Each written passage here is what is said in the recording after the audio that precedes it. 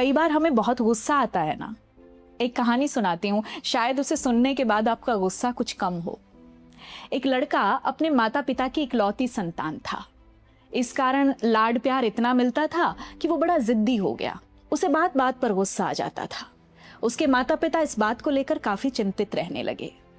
एक दिन उसके पिता ने अपने बेटे को कीलों से भरा एक थैला दिया और कहा कि बेटा, जब भी तुम्हें गुस्सा आए तो बगीचे में बनी लकड़ी की बाड़ पर एक कील ठोक देना। पहले दिन लड़के ने उस बाड़ में 40 कील ठोके। अब जब भी लड़के को गुस्सा आता वो बाड़ में कील ठोकने चला जाता। अगले कुछ हफ्तों में लड़का धीरे धीरे अपने स्वभाव को नियंत्रित करने लगा और कीलों की संख्या जो कि बाड़ में लगानी थी धीरे धीरे कम होने लगी। अब उस लड़के को महसूस होने लगा कि बाड़ में कीले ठोकने की तुलना में अपने गुस्से को नियंत्रित करना आसान था। आखिर में वो दिन आ गया जब लड़के ने अपना आपा नहीं खोया। उसने अपने पिता से कहा, पिताजी, आज मुझे गुस्सा नहीं आ रहा।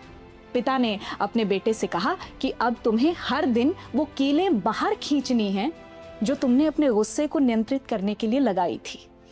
कुछ दिन बीत गए और आखिरकार लड़का अपने पिता को बताने में सक्षम हो गया कि सभी कीलें उसने निकाल दी हैं। ये देखने के लिए पिता अपने बेटे को लेकर उसे बाड़े तक ले आया। पिता बोले, मेरे बेटे, तुमने अच्छा काम किया, लेकिन देखो बाड़े में तो छेद हो गए। अब बाड़ पहले जैसी नहीं रही।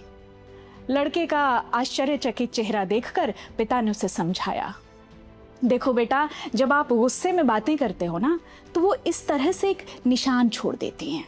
जब कोई किसी व्यक्ति को चाकू मारता है और उसे बाहर निकाल लेता है तो आप कितनी ही बार कहते रहो कि मुझे खेद है, लेकिन घाव तो बना ही रहता है।